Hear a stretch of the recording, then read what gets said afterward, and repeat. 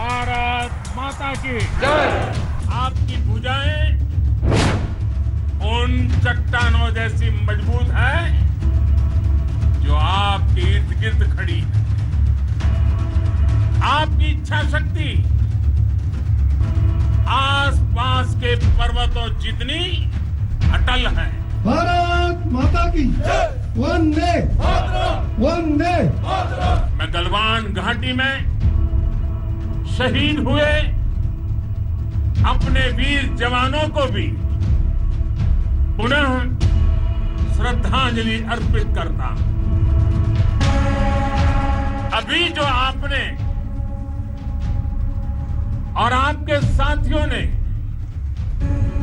वीरता दिखाई है, उसने पूरी दुनिया में यह संदेश दिया है कि भारत की ताकत क्या है।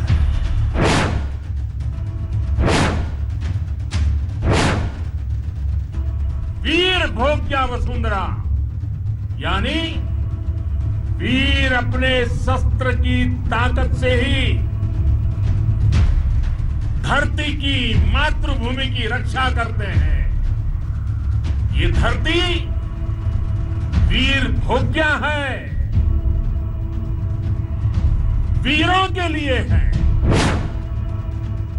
विस्तारवाद का युग समाप्त हो चुका है। ये युग विकासवाद का है। तेजी से बदलते हुए समय में विकासवाद ही प्रासंगिक है। अब इस बार फिर से पूरे विश्व ने विस्तारवाद के खिलाफ मन बना लिया है। हम ये भी जानते हैं कि शांति निर्बल कभी नहीं ला सकता। कमजोर शांति की पहल नहीं कर सकता। वीरता ही शांति की पूर्व शर्त होती है। सौगंध मुझे इस मिट्टी की, मैं देश नहीं झुकने दूंगा।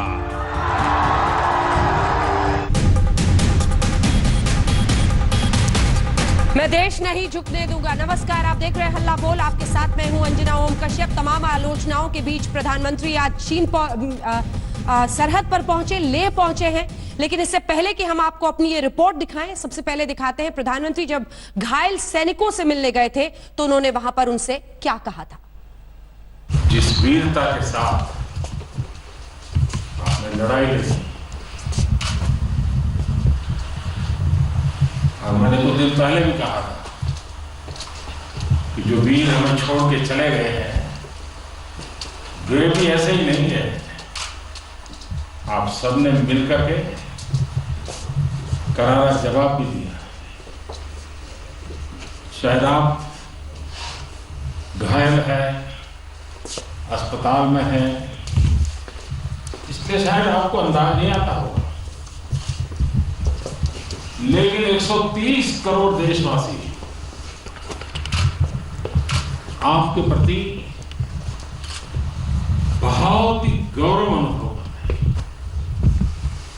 आपके इस साहस, शौर्य हमारी पूरी नई पीढ़ी को प्रेरणा दे रही है। और इसलिए आपका ये पराक्रम, आपका ये शौर्य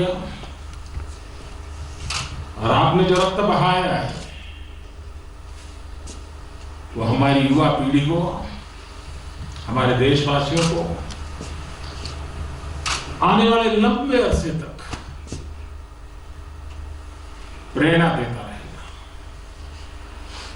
और आज जो विश्व की स्थिति है, वहां जब ये मैसेज जाता है कि भारत के वीर जवान ये पराक्रम दिखाते हैं, ऐसी ऐसी शक्तियों और शक्तियों के सामने दिखाते हैं, तब तो दुनिया भी जानने को बड़ा इच्छुक रहती है कि नौजवान है कौन, उनकी ट्रेनिंग क्या है, उनका त्याग कितना ऊंचा है, इनका कमिटमेंट कितना बढ़िया है। आज पूरा विश्व आपके पराक्रम का एनालिसिस कर रहा है। घायल सैनिकों को संबोधित करते हुए प्रधानमंत्री नरेंद्र मोदी जब वो लेह के आर्मी हॉस्पिटल में पहुंचे थे, विपक्ष के लगातार हमलों के बीच आज प्रधानमंत्री ने पूरे देश को यह भरोसा दिलाया जो उन्होंने बात बहुत पहले कई बार कही है, मैं देश नहीं झुकने दूंगा। प्रधानमंत्री आज सुबह के करीब 9:30 बजे लद्दाख पहुंचे। उन्होंने हालात का जायजा लिया, जवानों का हौसला बढ़ाया, बिना नाम लिए चीन को कड़ा संदेश दिया। कहा अब विस्तारवादी नीति का जमाना नहीं रहा है। सुधांशु त्रिवेदी जी और गौरव वल्लभ हमारे साथ टक्कर में शामिल होंगे। हमारे साथ आज खास मेहमान हल्ला बोल पर जुड़ेंगी शहीद कर्नल संतोष बाबू की पत्नी, खुद बताने के लिए कि प्रधानमंत्री के इस दौरे पर वो क्या सोचती हैं। लेकिन उससे पहले ये रिपोर्ट। भारत माता की जय, भारत माता की जय। आज अपनी वाणी से आपकी जय बोलता हूं, आपका अभिनंदन करता हूं। सौगंध मुझे इस मिट्टी की, मैं देश नहीं मिटने दूंगा, मैं देश नहीं रुकने दूंगा, मैं देश नहीं झुकने दूंगा। मेरा वचन है भारत मां को, तेरा शीश झुकने नहीं दूंगा। भारत माता की वंदे वंदे। मैं देश को भरोसा दिलाना चाहता हूं, हमारे जवानों का बलिदान व्यर्थ नहीं जाएगा। जोश हाई था, आज प्रधानमंत्री का साथ था। चीन संकट से संघर्ष करती सरहद पर आज की सुबह एक नया पैगाम था। प्रधानमंत्री नरेंद्र मोदी आज अचानक सुबह लेह पहुंचे। उनके साथ सीडीएस बिपिन रावत और आर्मी चीफ एमएम नरवणे दोनों मौजूद थे। पीएम मोदी ने सबसे पहले सेना के वरिष्ठ अधिकारियों से जमीनी हकीकत की जानकारी ली। वो मैप के जरिए पूरे इलाके के हालात और भारत की तैयारी का जायजा लेते दिखे। इसके बाद प्रधानमंत्री सैनिकों के बीच पहुंचे। भारत माता की जय और वंदे मातरम के जयकारों के बीच लेह की सुबह में पीएम ने कृतज्ञ राष्ट्र का पैगाम सैनिकों को दिया। आज हर भारतीय की छाती आपकी वीरता और पराक्रम से फूली हुई है। ये दौरा सिर्फ प्रधानमंत्री का नहीं था, बल्कि पूरे मुल्क का संदेश था। भारत के खिलाफ साजिशें रचने वाले पड़ोसी मुल्कों को कि हमारी पलकें पल भर को भी झपकेंगी नहीं, नजरें तरेरने वाले को जवाब सेना देगी, क्योंकि मुल्क उनके साथ खड़ा है। बलिदान व्यर्थ नहीं जाएगा। उधर चीन बौखलाया। चीनी विदेश मंत्रालय की तरफ से कहा गया, दोनों देश सैन्य और राजनीतिक स्तर पर बात कर रहे हैं, कोई भी पक्ष परिस्थिति खराब करने की कोशिश ना करे। सियासत देश के अंदर भी सुलगी। राहुल गांधी ने प्रधानमंत्री मोदी पर हमला बोला कि लद्दाखी कह रहे हैं कि चीन ने हमारी जमीन पर कब्जा किया है। प्रधानमंत्री कह रहे हैं किसी ने हमारी जमीन नहीं ली, कोई तो झूठ बोल रहा है। कांग्रेस के वरिष्ठ नेता मनीष तिवारी ने लेह में इंदिरा गांधी की तस्वीर डालकर पूछा, जब इंदिरा गई थी तो उसके बाद पाकिस्तान के 2 टुकड़े किए थे। देखते हैं इस बार प्रधानमंत्री मोदी क्या करते हैं। तनाव के बीच सरहद पर प्रधानमंत्री के लेह दौरे पर यह वो सियासी उठापटक है जिसकी कोई सुबह नहीं, पर इतना तय है कि आज सरहद की सुबह में शहीदों की कुर्बानियों पर प्रधानमंत्री का नमन था और जवानों का जोश हाई। भारत माता की जय। आइए चर्चा की शुरुआत करते हैं। सुधांशु त्रिवेदी जी और गौरव वल्लभ जी दोनों हमारे साथ जुड़ गए हैं। सबसे पहले रुख आपका सुधांशु जी, जवाब दीजिए। कांग्रेस पार्टी का कहना है कि प्रधानमंत्री गए तो बहुत देर से गए और राहुल गांधी ने आज ही पूछा है फिर से कि लद्दाखी कह रहे हैं चीनी जमीन ले गए हैं, प्रधानमंत्री कहते हैं नहीं ले है किसी ने जमीन, कोई तो झूठ बोल रहा है, शक जाहिर कर रहे हैं वो। राहुल गांधी जी को जो सेंटेंस उन्होंने लिखा पूरा नहीं लिखा। कहना चाहिए था लद्दाखी कह रहे हैं चीन ने हमारी जमीन 58 साल पहले ले गए और हजारों किलोमीटर ले गए थे, मेरे नाना के जमाने में ले गए थे, 3 साल पहले सड़क बना ली थी, उसके बाद भी मेरे नाना जी ने बुलाकर उनका सम्मान किया था और उसके बाद संयुक्त राष्ट्र में उनकी स्थायी सदस्यता की वकालत की थी। पूरी बात बोले ना, यहां तो साफ है कि आज जो मिलिट्री कंट्रोल की स्थिति थी उसमें किसी प्रकार का कोई परिवर्तन नहीं है, सैटेलाइट इमेज तक अवेलेबल। मगर अब क्या कहा जाए, जिसे कहते हैं ना, नजरें जैसी होती हैं नजारा वैसा ही दिखता है।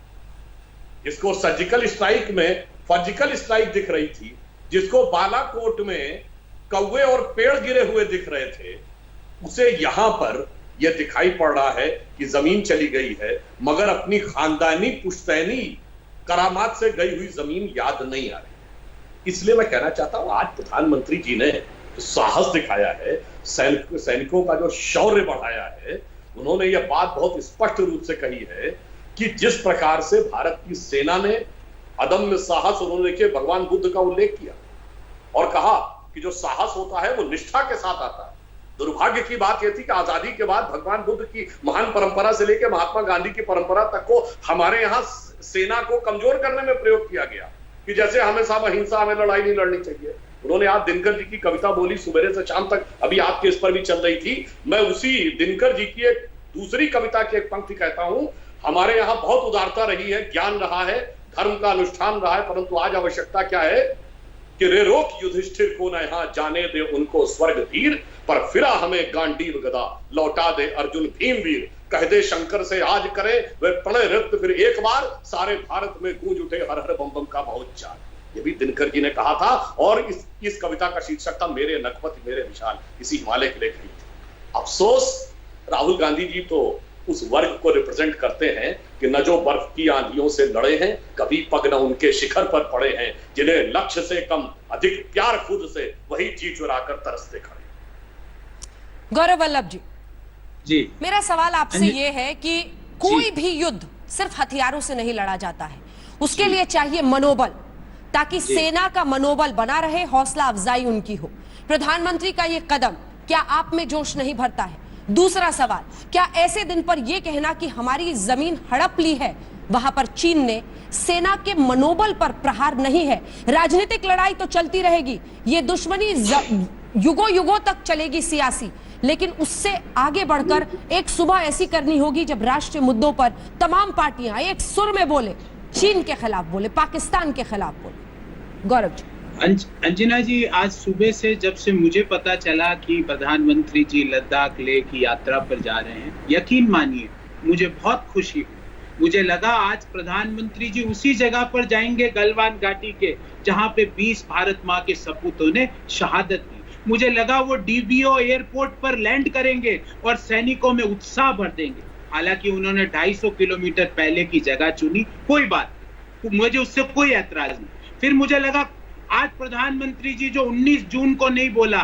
चीन की बात मुंह से नहीं निकाली ऑल पार्टी मीटिंग में, जो 28 जून को नहीं बोला, 33 मिनट का मन की बात कर दी, चीन का नाम तक मुंह से नहीं निकाला, जो 30 जून को राष्ट्र के नाम 17 मिनट के संबोधन में नहीं बोला, वो आज 3 जुलाई को चीन का नाम लेके उसको, मैं लाल पीली नीली गुलाबी शरबती आंखें दिखाने की बात नहीं कर रहा, पर आंखों में आंखें डाल के बात करते, मुझे लगा था ऐसा होगा, पर फिर भी देर आए, थोड़ा सा अच्छा काम किया। मैं इसका विरोध नहीं करता हूं, पर ये लाल पीली शरबती नीली आंखें दिखाने की जो बात करते थे, कम से कम आंखों में आंखें डाल के एक बार तो चीन का नाम ले लिया होता। उन 20 लोगों की शहादत के बारे में सोचिए जिन्होंने अपने बेटे, अपने पति, अपने भाई को खोया, और आप चीन का नाम तक नहीं लेते हो। फिर दूसरी बात, सुधांशु जी ने कहा कि इनके नाना जी, सुधांशु जी आप भी काहे डिस्कवरी ऑफ इंडिया के लेखक की तुलना डिस्कवरी चैनल के अभिनेता से रोज करते हो? एक तरफ डिस्कवरी ऑफ इंडिया के लेखक है और दूसरी तरफ डिस्कवरी चैनल के अभिनेता है, दोनों का कोई कंपैरिजन नहीं हो सकता। सुधांशु जी काहे इतनी परेशानी रोज आफत मोल में लेते हो? और तीसरी बात अंजना जी, आप स्वयं उस एरिया की है, आप खुद ये चीज एक्सेप्ट करें। अंजना जी, मैं आपको एक चीज कह सकता हूं कि बिहार चुनाव जल्दी होने वाले हैं, क्योंकि छठ मैया को की भी याद आ गई प्रधानमंत्री जी को, आज रामधारी सिंह दिनकर जी भी याद आ गए।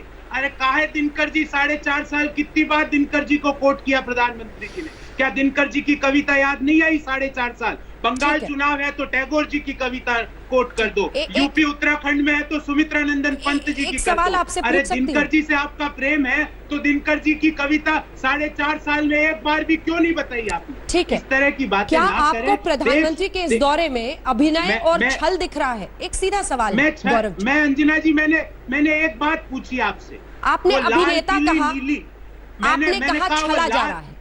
क्या मैं इस कह रहा हूं दौरे मैं- में, एक सेकंड सर, मैं क्या मैं कह रहा हूं, प्रधानमंत्री के अंजना जी, दौरे मुझे में, कंप्लीट करने दीजिए। क्या प्रधानमंत्री मैं के कह- दौरे में आपको अभिनय और छल दिख रहा है?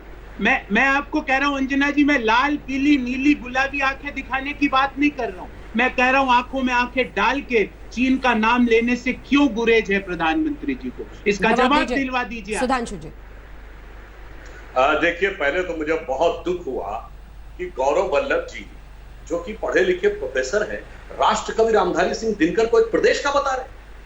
अरे भूल जाइए, प्रदेश आपकी पार्टी से राज्यसभा सांसद रहे थे जनाब, कांग्रेस से राज्यसभा सांसद रहे थे, और एक दौर में वो एचआरडी मिनिस्टर बनने की बात हुई थी। मगर उसी डिस्कवरी ऑफ इंडिया के लेखक ने ये सोचकर कि दिनकर जी की इतिहास की रुचि थोड़ी दक्षिणपंथी है, और मैं एक और बात कहना चाहूंगा, हंसिए, जानते हैं आप तो प्रोफेसर है ना, अपने सब्जेक्ट पर भी आदमी टिप्पणी कर सकता है, पर महान पंडित नेहरू ने हिस्ट्री में कभी अध्ययन नहीं किया था, मगर हिस्ट्री पे किताब लिख दी डिस्कवरी ऑफ इंडिया, और वो हमारे पाठ्यक्रम में पढ़ाई जाने लगी। सरकार उनकी थी, राजा ने जो कह दिया वो पूरा होता है। भारत में इकलौता, दुनिया में इकलौता उदाहरण होगा जब विषय विशेषज्ञ ने किताब लिखे बगैर वो किताब पाठ्यक्रम में शामिल हो जाए। दूसरी बात, आपने नीली, पीली, काली आंख दिखाने की बात कही, मगर चीनियों की आंख में सबसे ज्यादा चमक जिनके बयानों को देखकर आ जाती है जनाब, वो हमारे प्रधानमंत्री नहीं, आपके नेता, स्वनाम धन्य, अर्धशतकधारी, चिरजुआ भारत की राजनीति के श्री राहुल गांधी जी हैं। चीनी मीडिया में उनके बयान कितनी प्रमुखता से छपते हैं, रेड भी डॉट लगता है, ब्लू भी डॉट लगता है, हाईलाइट भी किए जाते हैं, कितना अच्छा। अब तीसरी बात, आपने कहा चीन का नाम नहीं लिया। आपके नेता मनीष तिवारी ने क्या कहा कि इंदिरा जी गई थी तो पाकिस्तान के 2 टुकड़े हुए थे। पाकिस्तान को बचाना चाहते हैं क्या? अरे लद्दाख के दोनों तरफ दोनों हैं, जो सामने आएगा उससे देखा जाएगा। वो चुनौती का स्वर सीमा के हर पार, इस पार या उस पार, दोनों तरफ सुनाई करना चाहिए। आपकी हमदर्दी इस पार के लिए समझी जा सकती है और उस पार के लिए खिसियाहट समझी जा सकती है। तथ्य हो, यथार्थ हो, और खिसियाहट की इंतहा ये कि अपनी पार्टी के पूर्व राज्यसभा सांसद के बारे में आज बोली गई चीज आपको समस्या लगने लगी, छठ मैया की पूजा आपको समस्या लगने लगी, गुरुदेव रविंद्रनाथ टैगोर आपको कहने लगे बंगाल का चुनाव होगा तुमको। अरे जिन्होंने राष्ट्रगान लिखा, जिन्होंने बांग्लादेश का भी राष्ट्रगान लिखा, मैं मानता हूं कि कांग्रेस की क्षुद्र बुद्धि। अब बिहार के चुनाव की बात करें तो भारत के इतिहास में इकलौता मौका था, पिछले बिहार चुनाव से पहले कांग्रेस ने अपने पदाधिकारियों की सूची ब्रैकेट में जात लिख के जारी की, फलाना भूमिहार, फलाना पिछड़ा, फलाना यादव, फलाना ब्राह्मण। तो चुनाव हो या बिहार हो, आपकी बुद्धि के ऊपर पता नहीं अप्रतिम प्रहार कहां से हो जाते हैं, ये मेरी समझ से परे। ठीक है, इस पर गौरव जी रिएक्शन देंगे, लेकिन उससे पहले एक सेकंड सर, खबर इस वक्त आ रही है, चीन की औपचारिक रूप से पहली प्रतिक्रिया आई है जिसमें ये कहा गया है कि चीन की नीति को विस्तारवाद की नीति कहना सही नहीं है। जी हाँ, चीन ने इससे पहले भी विदेश मंत्रालय के हवाले से यह कहा था कि दोनों ही देशों के बीच में कूटनीतिक सैन्य स्तर पर बातचीत चल रही है, कोई भी एक पक्ष इसको बिगाड़ने की कोशिश ना करे। पीएम मोदी के बयान पर चीन की पहली प्रतिक्रिया, आप इसे कह सकते हैं, चीनी दूतावास का यह बयान है जिसमें यह कहा गया है कि चीन की नीति को विस्तारवाद की नीति कहना सही नहीं है। हमने 12 पड़ोसी देशों के साथ बात करके सीमा तय की है, चीन को विस्तारवादी के तौर पर देखना सही नहीं है। ये चीनी दूतावास के हवाले से प्रधानमंत्री के संबोधन पर प्रतिक्रिया आई है। जल्दी से गौरव वल्लभ जी, आपका रिएक्शन। आप बार बार ललकारते हैं कि चीन का नाम नहीं लिया, बिना नाम लेते तो इतनी बौखलाहट चीन में दिखाई दे रही है। उन्हें समझ में आ रहा है कि विस्तारवादी नीति अगर कही है तो लेह जाके चीन के लिए ही कही होगी, लेकिन कांग्रेस पार्टी को समझ नहीं आ रही। अंजना जी, मैं तो ये कह रहा हूं कि विस्तारवाद की नीति गलत है। आपके शो में बैठ के मैं तो प्रधानमंत्री जी की विकासवाद की नीति को सही मानता हूं, पर विकासवाद की नीति असत्यवाद के साथ नहीं चल सकती। असत्यता के साथ तो सिर्फ विवाद हो सकता है, कोई भी नीति या कोई भी वाद असत्यता के साथ नहीं चल सकता। और मैं फिर सुधांशु जी से पूछता हूं कि सुधांशु जी ऐसी क्या घबराहट है, आपने खूब घुमाया मेरे प्रश्न को, फिर पूछता हूं ऐसी क्या घबराहट है, ऐसी कौन सी डिप्लोमेसी है कि चीन का नाम नहीं ले सकते प्रधानमंत्री जी? मन की बात करते हैं, राष्ट्र के नाम संदेश देते हैं, हमारे सैनिकों के साथ बात करते हैं, हम ऑल पार्टी मीटिंग करते हैं, चीन की नाम क्यों नहीं लेते हो भाई? ऐसे ही बोल दो, अरे वो मंगोलिया के दक्षिण में है ना, आपको ये चीन का नाम नहीं लेना तो ऐसे बोल दो मंगोलिया के जो दक्षिण में देश है वो सुन ले। विस्तारवाद की नीति के मैं खिलाफ हूं, पर आप नाम लेने से क्यों गुरेज रखते हैं देश को, आप ये बताइए। और दूसरी बात अंजना जी, मैं आपको फिर पूछता हूं जो जिस प्रश्न से मैंने शुरुआत करी थी, लेकिन गौरव जी बिना नाम लिए ही चीन को थोड़ी इतनी परेशानी हो रही है। खत्म करने दीजिए अंजना जी, समझा तो है ना, चीन ने समझ लिया है, आप क्यों नहीं समझ पा रहे? मुझे ये बताइए, हमारे जो 20 सैनिक किन परिस्थितियों में उन्होंने शहादत दी? आज कितने किलोमीटर, 9 किलोमीटर अंदर पेंगोंग सो लेक में मैंडरिन में साइनेज लग चुके हैं। 453 मीटर गलवान वैली में भारत मां की भूमि में चीनी सैनिक खड़े हैं। आप उन चीजों का सवाल का जवाब क्यों नहीं देते हो? मैं तो सोचा आज प्रधानमंत्री जी सैनिकों के बीच जाके चीन को ललकार देंगे और बता देंगे कि क्या स्थिति है, और हमारी सेना को बता देंगे कि हमें क्या करना है। पर उन्होंने जो चीन के इस बयान का मतलब क्या है गौरव जी? चीन के इस बयान का क्या मतलब है? कौन सा बयान? आप किस बयान की बात कर रहे हैं? चीनी दूतावास ने कहा है कि चीन पर विस्तारवाद का आरोप लगाना निराधार है। क्या अर्थ है इसके अंजना जी, मैं खुद कह रहा हूं कि विस्तारवाद की नीति का हिंदुस्तान में ना तो कभी वो उसके पक्ष में रहा ना रहेगा। हमारी विकासवाद की नीति हमेशा से रही है। तो इतने समझदार प्रोफेसर हैं सर, जवाब दिलवाइए ना। गौरव जी मैं जवाब दूंगी, लेकिन कम से कम जनरल नॉलेज और कॉमन बेसिक नॉलेज के आधार पर ही तो बहस आगे बढ़े। मुझे ये समझाइए कि चीन अगर कह रहा है कि विस्तारवाद की नीति का आरोप हम पर लगाना निराधार है, तो वो किसके बयान का जवाब दे रहा है? अच्छा, अब मुझे जवाब देना। आपने बहुत सार्थक सवाल पूछा अंजना जी, मैं आपको बताता हूं। चीन ने तो यह भी कहा था कि भारत के प्रधानमंत्री कह रहे हैं ना कोई घुसा है ना कोई घुसा हुआ है, इसलिए हम तो घुसे ही नहीं थे। पूरी दुनिया में उसको इसने ग्रीन चिट बता दी थी, क्लीन चिट बता दी थी। उसके बारे में आप सवाल पूछिए ना अंजना जी, उसके बारे में सुधांशु जी से पूछिए कि जब प्रधानमंत्री ने बोला ना कोई घुसा हुआ है ना कोई घुसा रहेगा, उसके बाद पूरे विश्व में चीन ने कहा कि ये हमको क्लीन चिट मिल गई। उसके बारे में कभी सवाल पूछिए अंजना जी सुधांशु जी से। और मैं सुधांशु जी से फिर पूछता हूँ, चीन का नाम क्यों नहीं लिया सर, बताइए। और डिस्कवरी ऑफ इंडिया के लेखक का और डिस्कवरी चैनल के अभिनेता का कभी कोई कंपैरिजन नहीं हो सकता। जवाब दीजिए सुधांशु जी, खुलकर चीन का नाम क्यों नहीं लिया? बिल्कुल कोई कंपैरिजन नहीं हो सकता। डिस्कवरी ऑफ इंडिया के लेखक अंग्रेजों के राज में बैठ के किताब लिखते थे, और डिस्कवरी ऑफ इंडिया वाले स्वतंत्र भारत में भी जेल में थे। डिस्कवरी चैनल वाले जिनकी तरफ आप इशारा कर रहे हैं। अब दूसरी बात कहता हूं, ये बताइए, China is our enemy number 1 किसकी सरकार में कहा गया? हिम्मत हुई कभी आपकी सरकार में बोलने की? आपको लग रहा है कि आज उनको ललकारना चाहिए था, जिनकी गिड़गिड़ाने रहने की हमेशा आदत रही, उन्हें ललकार कहां सुनाई पड़े? मनमोहन सिंह जी ने विजिट की थी 2017 में, 2010 में, और साथ में तो दौरा कैंसिल कर दिया था अरुणाचल प्रदेश का। चीन ने आपत्ति कर दी थी। 95 में एक हुंकार आई थी अमेरिका से, तो नरसिम्हा राव ने परमाणु विस्फोट पीछे कर लिया था। और हमारे यहां तो हम लोग गए, दलाई लामा गए 2017 में अरुणाचल प्रदेश। चीन ने घनघोर विरोध किया, उसने कहा संबंधों पे असर पड़ेगा, मोदी जी ने कहा परवाह नहीं। और रही बात शब्द की, तो आज उन्होंने सिंहनाद किया है।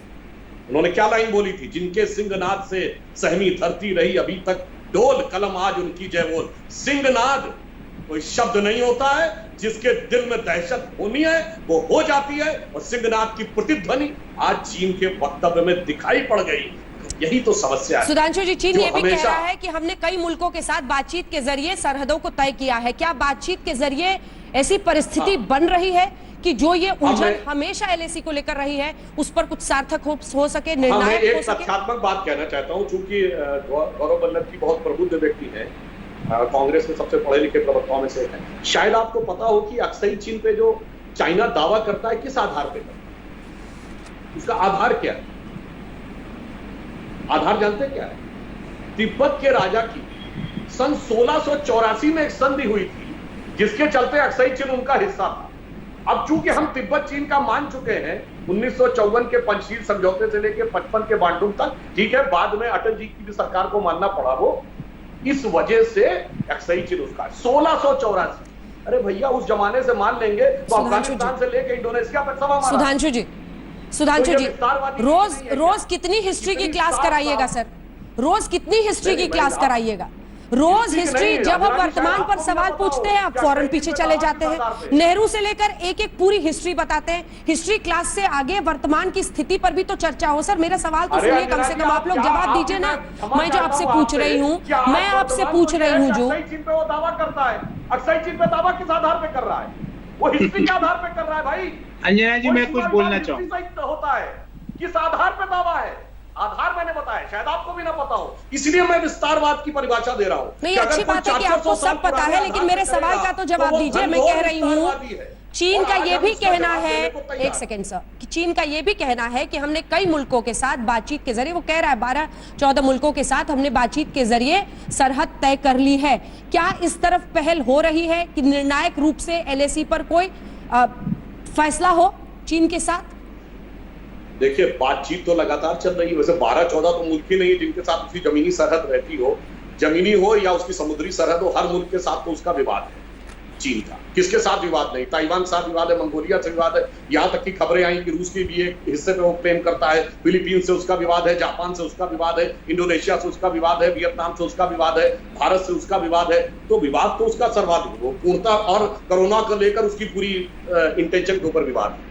हम सिर्फ ये कहना चाह रहे हैं कि विस्तारवादी नीति चीन की पूरी तरीके से सक्षम है, जो 400 साल पुरानी चीज पे क्लेम करके आज खड़ा हो जाए कि जब ये किसी जमाने में हमारा था तो आज ये हमारा होना चाहिए, तो इसे तो विस्तारवादी नहीं, घनघोर विस्तारवादी नीति कहेंगे। परंतु भारत का आज का नेतृत्व और आज भारत की सैन्य क्षमता हमेशा से ही अच्छी थी। केवल नेहरू जी का जमाना छोड़ दें, उसके बाद से भारत की सैन्य क्षमता बहुत अच्छी रही है। चाहे शास्त्री जी का जमाना रहा हो, चाहे इंदिरा जी का जमाना रहा हो, चाहे मनमोहन सिंह का जमाना रहा हो, बस नेतृत्व उतना सशक्त नहीं था। आज नेतृत्व भी सशक्त है, सेना भी सशक्त है, समुचित प्रत्युत्तर देने में हम समर्थ हैं। जी गौरव जी, क्या आज के दिन सेना की सोचकर सियासत से परहेज करना सही नहीं होगा? तस्वीरें देखिए, शहीदों की बात सोचिए, उनके परिवार वाले भी सुन रहे होंगे आज कांग्रेस के तमाम नेताओं को, प्रवक्ताओं को। वो भी ये जानने की कोशिश कर रहे होंगे कि आपकी सोच क्या है। आखिर मोदी सरकार को घेरने के लिए कहीं आप सेना पर ही तो नहीं सवाल खड़े कर ले, जब आप बार बार रोज रोज हर दिन ये कहते हैं कि चीनियों ने जमीन हड़प ली है? अंजना जी, ये हम नहीं कह रहे, ये भूतपूर्व सेनाध्यक्ष कह रहे हैं, देश के लेफ्टिनेंट जनरल भूतपूर्व कह रहे हैं, डिफेंस एक्सपर्ट कह रहे हैं। और शहीदों को भी जब तक आप असत्य बताते रहोगे उनको चैन नहीं मिलेगा, उनके परिवारों को। जब तक आप सत्य स्थिति, किन परिस्थितियों में 20 लोगों ने शहादत दी, क्या आज देश जानता है? इस सवाल का उत्तर ठीक है, मैं आपके पास लौटूंगी। आप दोनों हमारे साथ बने रहिए। गौरव जी, आपको टोक रही हूं बीच में, आप भी सुधांशु जी जरूर रहिएगा और जरूर सुनिएगा। हमारे साथ इस वक्त 16 बिहार रेजिमेंट के कमांडिंग ऑफिसर शहीद कर्नल संतोष कुमार की पत्नी इस वक्त हमारे साथ जुड़ रही हैं। कर्नल संतोष बाबू का वो सर्वोच्च बलिदान देश हमेशा याद रखेगा। बहुत स्वागत आपका आज तक पर संतोषी जी, लेकिन जरा आपके पति का परिचय अपने दर्शकों के सामने रख दें। उनकी उम्र महज 38 साल थी। देश की रक्षा करने का जज्बा उनमें बचपन से था।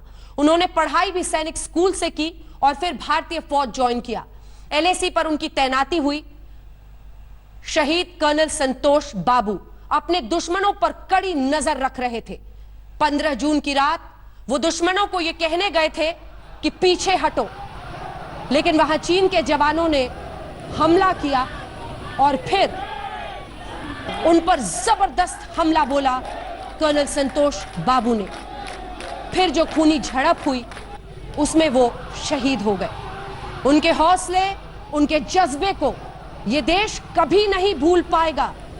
हिंदुस्तान का, भारतीय सेना का इतिहास और उसमें कर्नल संतोष बाबू का योगदान हमेशा जिंदा रहेगा। उनके साथ बातचीत अब शुरू करते हैं। संतोषी जी हमारे साथ जुड़ गई हैं।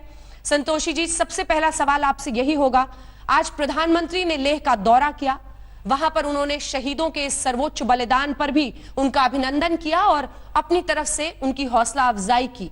आज प्रधानमंत्री के इस दौरे पर संतोषी जी आप क्या कहेंगी?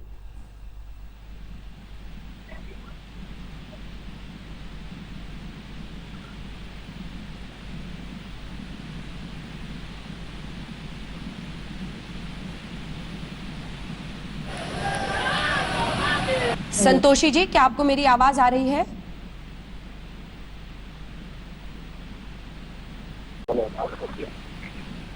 हेलो जी जी, संतोषी जी, अगर आपको मेरी आवाज आ रही है तो प्रधानमंत्री ने आज वहां पर जाकर सैनिकों को संबोधित किया, अपना नमन किया शहीदों को।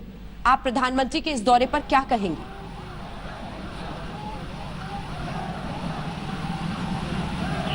मोदी जी ने जिसे जाके उनकी दिया है, तो इसमें यही मुझे लगता है कि पूरे देश अपने सैनिकों के साथ है। तो मैं यही खुशी हूँ कि जो मेरा पति और सैनिकों ने जो सैक्रिफाइस किया है देश के लिए, इसको व्यर्थ नहीं होना चाहिए।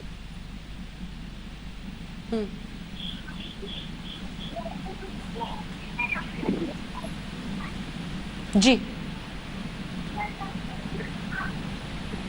सेना के भी तमाम लोग आज आपको सुन रहे होंगे, पूरा देश आपको सुन रहा है।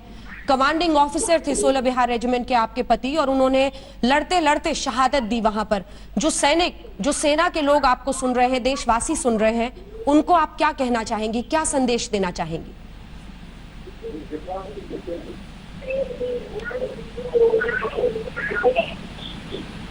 हेलो जी संतोषी जी, आपकी आवाज आ रही है, आप अपनी बात बोले।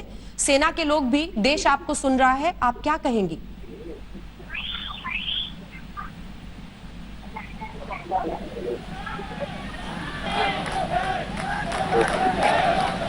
हमेशा ऐसे आगे इकट्ठा खड़े होके रहिए और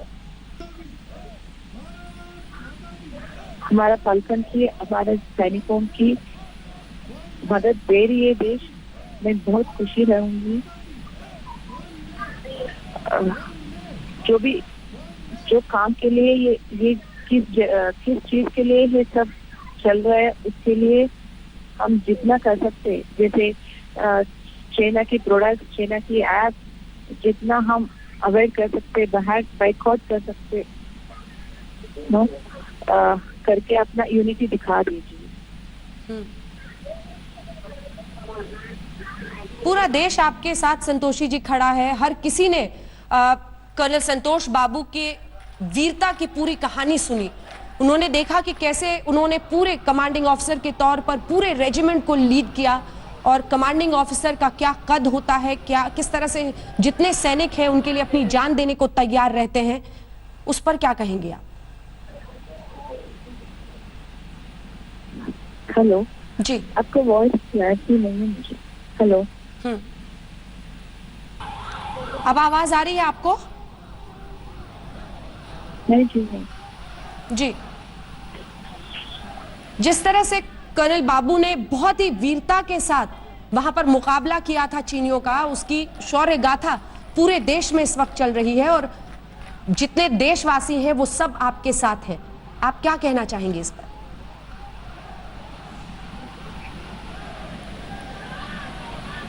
तो ये अभी भी रहा, जैसे आप सब कह रहे हैं कि हम सब साथ में हैं, पूरा देश मेरा साथ में है करके।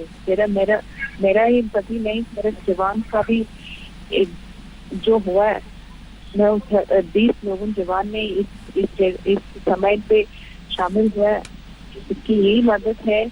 तो मैं दोबारा यही रिपीट कर रही हूँ, please avoid China product, China app और व्हाटएवर। तो हम ऐसे यूनिटी रह के उनको स्ट्रॉन्ग रिप्लाई ऐसे देंगे कि वी हैव अ स्ट्रेंथ। ठीक है, हम यूनिटी में है, पूरा देश है चाइना को भगाने के लिए वहां से। बहुत बहुत धन्यवाद आपका संतोषी जी, बहुत बहुत शुक्रिया। और हम ये भी जानते हैं कि कितनी वीरता के साथ, बहुत मुश्किल घड़ी आपके परिवार के लिए, लेकिन इसी के साथ आपके पति की शहादत पर पूरे देश को गर्व है। हम सब झुककर उनकी वीरता के सामने नमन करते हैं। बहुत बहुत धन्यवाद आपका संतोषी जी, हमारे साथ आज तक पर जुड़ने के लिए। प्रधानमंत्री के चीनी दौरे पर उन शहीदों के परिजनों ने खुशी जताई है जिन्होंने गलवान में अपने प्राण न्योछावर किए थे। वो आपको सुना देते हैं, फिर लिए चलेंगे सुधांशु जी और गौरव वल्लभ जी के पास। देश खड़ा है, जैसे अभी बोल रहे मोदी जी ने, वो इम्प्लीमेंट भी होगा। होने से मुझे और खुशी रहेगी। जो मेरे साथ फैमिलीज भी है, उन सब की मेरा तरफ से भी मेरा यही निवेदन है कि पूरा देश और थोड़ा सपोर्ट करने से फौजी आगे बढ़ेगी। उनको तो जवाब देना है और जीत के वापस आना है देश में, कि मेरा यही है। हम लोग का जवान अपना जुनून रखा हुआ है, उसको हौसला बढ़ाते रहे। 20 प्रकार हम लोग का शहीद जितना हम लोग का जवान हुए हैं, उसका जवाब पत्थर से दे और उसका बदला निश्चय ले। प्रधानमंत्री को मैं भरोसा है कि वो चीनी सैनिक को मुंह तोड़ जवाब देने के लिए तैयार है। माता की गौरव जी, संतोषी जी भी कह रही थी कि ऐसे वक्त पर एकता दिखाना बहुत जरूरी है। गौरव जी, एक सुर में बोलना, अंजना जी, एक देश बनकर अंजना बोलना। जी, हाँ गौरव मैंने जी। शुरुआत क्या करी? मैंने शुरुआत में कहा मुझे तो आज सुबह से खुशी हो रही थी कि चलो 17-18 दिन बाद प्रधानमंत्री जी जा रहे हैं, पर मैं चाहता था प्रधानमंत्री जी उस जगह पर जाए जहां पर ये इंसिडेंस हुआ, गलवा 250 किलोमीटर दूर नहीं, और चीन को चीन की भाषा में जवाब दें, चीन का नाम लेके बोले। जिस तरह संतोषी जी ने कहा कि चीन के प्रोडक्ट्स का बायकॉट करो, चीन का नाम क्यों नहीं लेते हो आप? क्या दिक्कत क्या है? मैं प्रोग्राम के शुरू से अब तक 6 बार पूछ चुका हूं सुधांशु जी से कि चीन का नाम मन की बात, ना राष्ट्र के नाम संदेश, सैनिकों से बात, ऑल पार्टी मीटिंग कहीं लेते ही नहीं हो। ऐसी प्रॉब्लम क्या है बताओ देश को। आपसे कोई गलती हो गई है तो वो भी बताओ, हम आपके साथ खड़े हैं। मैं आपको फिर बोलता हूं। और दूसरा सवाल जो मैंने पूछा बार बार कि अगर जब तक आप जून 15 की रात को क्या हुआ, चीन की सेना कितने किलोमीटर अंदर आ चुकी है, कोई कहता 8 किलोमीटर आ चुकी है, कोई डिफेंस एक्सपर्ट कहता है 14 किलोमीटर आ चुकी है। अरे देश को कॉन्फिडेंस में लीजिए सुधांशु जी। झूठ असत्यवाद से देश आगे नहीं बन सकता, विकासवाद से बन सकता है, पर विकासवाद भी जब ही चलेगा जब सत्यता रहेगी। असत्यवाद से कोई वाद नहीं हो सकता, सिर्फ विवाद हो सकता है। भगवान बुद्ध ने भी असत्य का जल्दी से जल्दी त्याग करने का अपने अनुयायियों को उपदेश दिया था। असत्यता को त्याग दीजिए, सत्य लेकर देश के सामने आइए। मैं आपको विश्वास दिलाता हूं सुधांशु जी, ना केवल कांग्रेसी, इस देश का एक एक व्यक्ति आपके साथ खड़ा है। आप चिंता मत करिए, पर आप देश को, आप तो खड़े हो जाइए, देश को तो कॉन्फिडेंस में लीजिए। आप आकर यहाँ पे हिस्ट्री का भाषण देते हैं, प्रधानमंत्री जी आके छठ मैया की बात करते हैं। अरे छठ मैया की बात उस दिन याद क्यों नहीं आई जब 9 करोड़ बिहारी पैदल जा रहे थे, जब साइकिल पे एक बेटी अपने पिता को लेके जा रही थी, जब छठ मैया याद क्यों नहीं आई? प्रधानमंत्री जी को क्यों नहीं आई? गृह मंत्री जी को क्यों नहीं आई? रक्षा मंत्री जी को, वित्त मंत्री जी को क्यों नहीं आई? आप ऐसी बातें करके देश को मत बरगलाइए, बहुत हो गया। वहां चुनाव हो तो वहां के झारखंड में चुनाव हो तो सिद्धो कानों को की बात करना चालू कर दो। हरियाणा में चुनाव हो अब जवाब सुनिए, साइकिल सुधांशु जी को बोलने दीजिए। इनसे ऊब चुके हैं। आपने 6 साल में क्या किया देश के लिए बताइए सुधांशु जी। मैं आपसे हाथ जोड़ के विनती करता हूँ, 6 साल हो गए आपको, इन डायलॉग से पेट नहीं भरता है सुधांशु। ठीक है, क्या इस दौरे के जरिए सिर्फ एक संकेत हम दे पाएंगे या इसी से जवाब भी मिल जाएगा चीन को, या उसकी शामत आ जाएगी? देखिए, भावावेश में हमारे मित्र गौरव वल्लभ जी बोल गए 9 करोड़ बिहारियों को सड़क पे चल रहे। 9 करोड़ लोग तो बिहार की कुल पॉपुलेशन है, सब सड़क पे ही चल रहे थे। और आप जैसा प्रबुद्ध व्यक्ति और कांग्रेस जैसी पार्टी वो ये कहे कि जिस समय युद्ध की स्थिति हो तो बॉर्डर के उस पॉइंट तक प्रधानमंत्री को जाना चाहिए। क्या ये राहुल गांधी का प्रभाव आ गया क्या आप लोगों के ऊपर? इतनी बचकानी बात कोई कर सकता है कि जिस समय युद्ध की स्थिति बनी हो उस समय चेक पोस्ट के ऊपर तक प्रधानमंत्री को जाना चाहिए। अब रही बात इसकी कि नाम क्यों नहीं लिया, तो खुलेआम किस नेता ने कहा था ये ड्रैगन है, ड्रैगन को हैसियत में लाना है। आपके नेता प्रतिपक्ष अधीर रंजन चौधरी टपक के क्यों चुप करा दिया था? ट्वीट क्यों डिलीट करा दिया था? नाम लेने से इतना डर, इतना परहेज। हम तो खड़े थे साथ के, आप तो कह रहे ना हम साथ में खड़े, घबराइए मत। काहे घबरा गए थे? और फिर नेता के बयान की काट उपनेता से करवाई थी कि चीन से हम अच्छे संबंध रखना चाहते हैं। इसलिए मैं कह रहा हूं जो प्रधानमंत्री श्री नरेंद्र मोदी जी ने सिर्फ ऐसा नहीं कि कोई जाकर वहां पर केवल भाषण दे दिया है, जाने से पहले क्या क्या किया है। पहले चीन से आने वाले सीधे निवेश को रोका है, फिर बीएसएनएल में उनका 4G का कॉन्ट्रैक्ट कैंसिल किया है, उसके बाद जितने रोड के थे ठेके वो कैंसिल किए। इसके बाद अगर आप देखें तो चलिए वो डिजिटल मीडिया से उनको हटाया, उनके ऊपर कई हजार करोड़ रुपए की चोट पहुंचाने के बाद जिसकी बिलबिलाहट हम सब ने देखी थी, मगर अफसोस की बात है कि हम सब तो देखकर प्रसन्न होते हैं कि उनके अंदर बिलबिलाहट है, मगर उस बिलबिलाहट से खिसियाहट आपके अंदर पैदा होने लगती है। ये अपने आप में आश्चर्यजनक है। प्रधानमंत्री तो स्टेप बाय स्टेप आगे बढ़ रहे हैं। रक्षा मंत्री जी रूस भी होके चले आए, रूस के साथ भी बातचीत हो गई, हम सब तरफ बात कर रहे हैं, और राहुल गांधी जी अपना वही टेप चला रहे हैं। और युद्ध के समय कैसे साथ देना चाहिए, टकराव के समय, मैं सिर्फ उदाहरण दे रहा हूं, फिर विदेश पीछे नहीं, 62 के युद्ध के समय हम भाजपा नहीं थे, हम उस समय भारतीय जनसंघ थे। भारतीय जनसंघ ने कैसे साथ दिया था वो तो छोड़िए, राष्ट्रीय स्वयंसेवक संघ ने जो साथ दिया था, नेहरू जी ने उसकी पूरी प्रशंसा की थी और 26 जनवरी 1963 की परेड में बुलाया था। जबकि वो नेहरू जिन्होंने हम संघ पे प्रतिबंध लगा के जेल में डाला था, मगर जब देश की बात आई तो कैसे चट्टान की तरह खड़ा हुआ जाता है सरकार के साथ, ये दिखाया। एक हम थे, एक ये।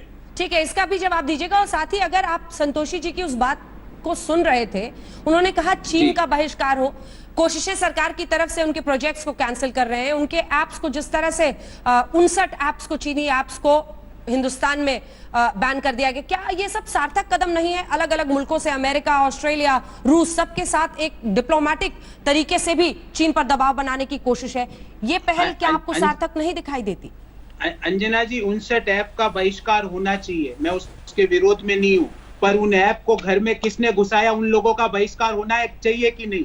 मेक इन इंडिया को मेक फ्रॉम चाइनीज कंपनीज बनाया, उनका बहिष्कार होना चाहिए कि नहीं? स्टार्टअप इंडिया को इन्वेस्ट बाय चाइना बनाया, उनका बहिष्कार होना चाहिए कि नहीं? ट्रेड डेफिसिट को 5 लाख करोड़ तक पहुंचा दिया, उन लोगों का बहिष्कार होना चाहिए कि नहीं? मुझे इस बात का जवाब दीजिए। और दूसरा प्रश्न अंजना जी, मैं आपको छोटा से, सुधांशु जी इस चीज को अच्छे से जानते हैं। सुधांशु जी, 2013 में भगत सिंह कोश्यारी जी के नेतृत्व में आप काहे लद्दाख चले गए थे? सुधांशु जी, क्या देखने गए थे? या उस समय भी युद्ध के हालात थे? टेपसांग में भारत और चीन की सेनाएं आईबॉल टू आईबॉल कनेक्ट में थी। काहे भगत सिंह कोश्यारी जी को, रूडी जी के साथ उनको आपने लद्दाख भेज दिया था?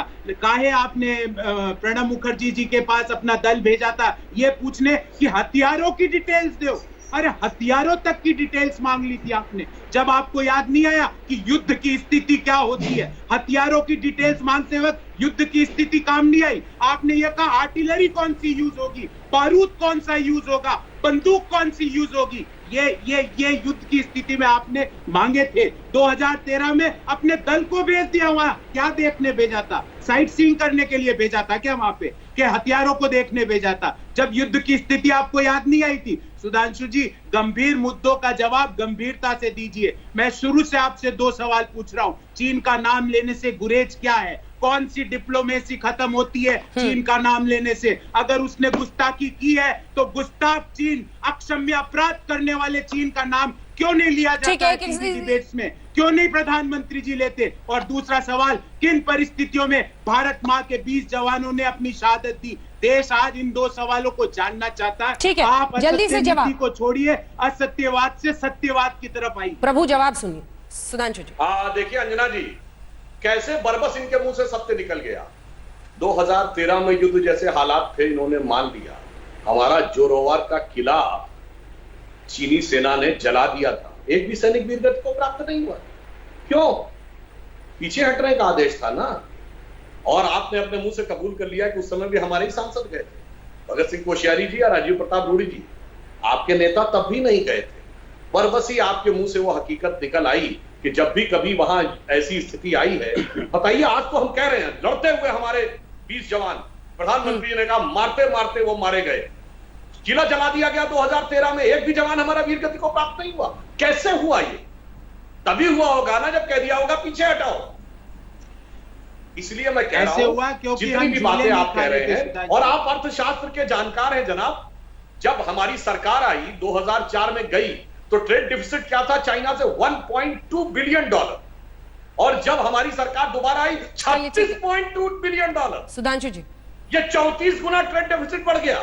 किसके जमाने में आई ये कंपनियां? जवाब चाहिए। ट्रिलियन को निकाल कोई भी दीजिए, जाके लाख देख करोड़ ले। में बोलिए। ब्रेक के बाद लौटेंगे, ब्रेक के बाद अरे लौटेंगे। नमस्कार, मैं हूं अंजना ओम कश्यप। हमें उम्मीद है ये वीडियो आपको पसंद आया होगा। लेटेस्ट खबरों के लिए यूं ही देखते रहिए आज तक, और इस वीडियो के पसंद आने पर लाइक, शेयर